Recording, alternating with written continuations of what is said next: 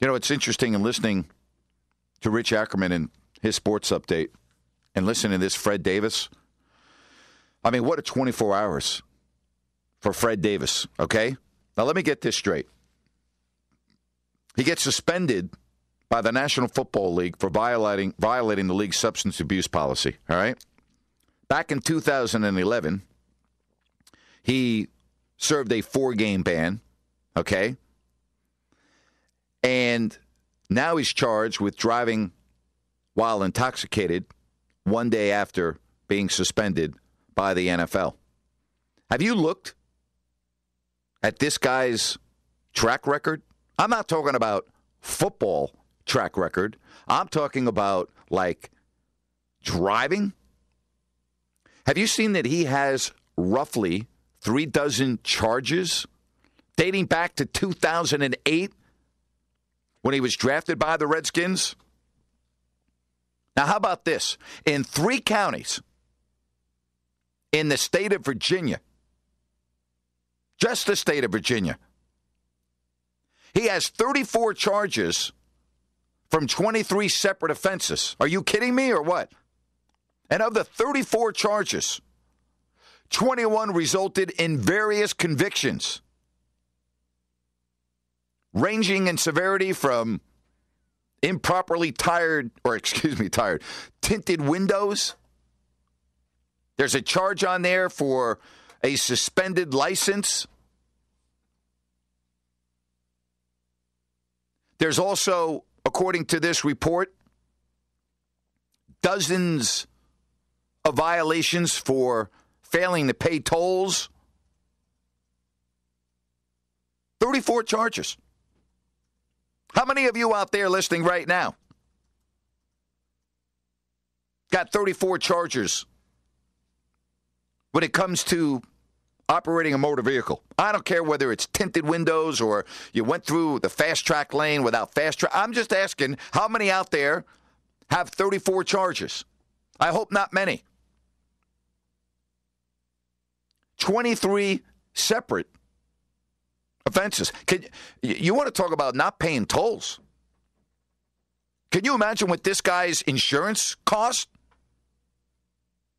Think about that. Think about how, could you even get insurance with 23 separate offenses and now charged with driving while intoxicated?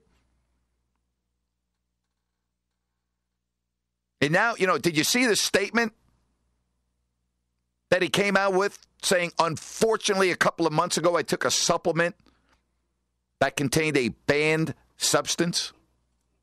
I now know that supplements are not regulated by the FDA and may contain banned substances.